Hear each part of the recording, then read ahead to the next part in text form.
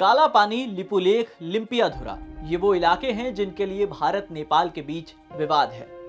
भारत के इन तीन इलाकों को नेपाल अपना बता रहा है। विवाद इतना बढ़ गया है कि अब नेपाल ने भारत को अपने ही इलाके में सड़क निर्माण करने पर चेतावनी दी है। पूरा विवाद क्या है, चलिए समझते हैं।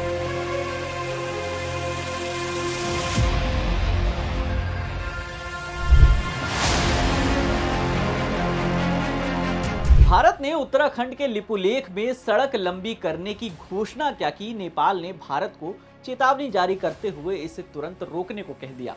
उत्तराखंड में मौजूद जिस लिपुलेख को नेपाल अपना इलाका बता रहा है, वो भारत, नेपाल और चीन की सीमा पर मौजूद 338 वर्ग किलोमीटर का है। भारत, नेपाल और चीन सीमा से लगा लिपुलेख, जिसे लिपुलेख दर्रा भी कहा जाता है, ये हिमालय की नदियों से मिलकर बनी एक घाटी है। ये नेपाल और भारत में बहने वाली काली नदी, जिसे महाकाली या शारदा नदी भी कहा जाता है, ये उसका उद्गम स्थल है। इसलिए इस इलाके को काला पानी भी कहते हैं। यहाँ से उत्तर पश्चिम की ओर कुछ दूरी पर एक और दर्रा है, जिसे लिम्पियाधुरा दर्रा कहते हैं।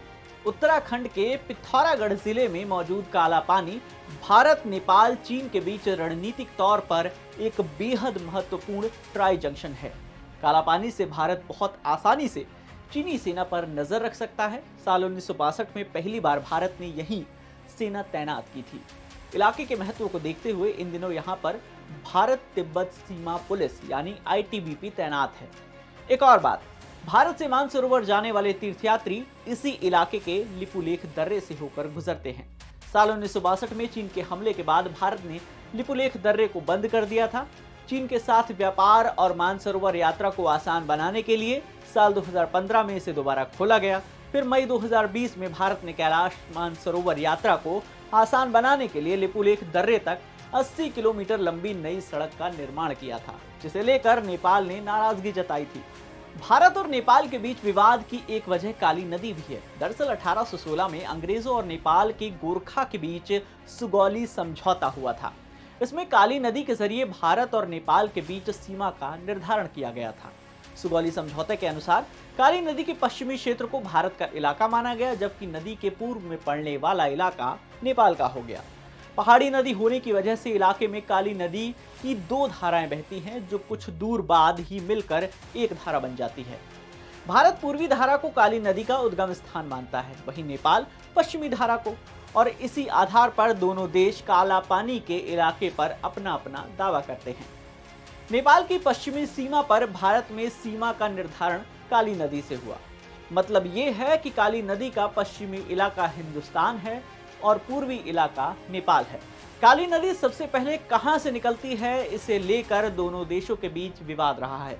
नेपाल के अनुसार काली नदी के पूर्व की शुरुआत नदी के उद्गम स्थल से होनी चाहिए। उसके अनुसार नदी का उद्गम स्थल लिम्पियाधुरा के पास के पहाड़ों में है। नेपाल का दावा है कि जब काली नदी लिम्पियाधुरा से शुरू होती है तो उसके नीचे का पूरा इलाका उसका है। लिम्पियाधुरा के नीचे के इलाके में लिपुलेख और काला पानी आते हैं, यानी नेपाल इन तीनों पर अपना दावा ठोकता है। वहीं दूसरी ओर भारत का कहना है कि नदी का उद्गम स्थल काला पानी से शुरू होता है, ऐसे में सीमा काला पानी से शुरू होगी।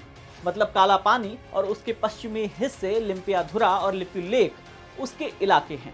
भारत का तर्क अंग्रेजों द्वारा नेपाल से 1816 की संधि पर भी आधारित है।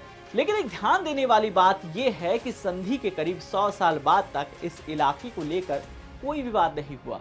जैसा कि हमने बताया, भारत ने 1962 में चीनी आक्रमण को रोकने के लिए इस इलाके में अपनी सेना तैनात की थी, लेकिन 1990 में नेपाल के राजशाही से लोकतंत्र की ओर बढ़ते ही इस इलाके को लेकर विरोध के सुर उठने लगे।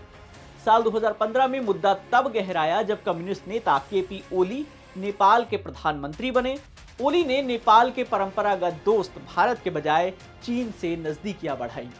चीन ने नेपाल में विभिन्न परियोजनाओं में अरबों डॉलर झोंक दिए, लेकिन चीन के ऐसा करने के पीछे असली मंशा सदियों से भारत के करीबी रहे नेपाल को भारत के खिलाफ उकसाने की थी। तो आग को हवा कहीं और से मिल रही है।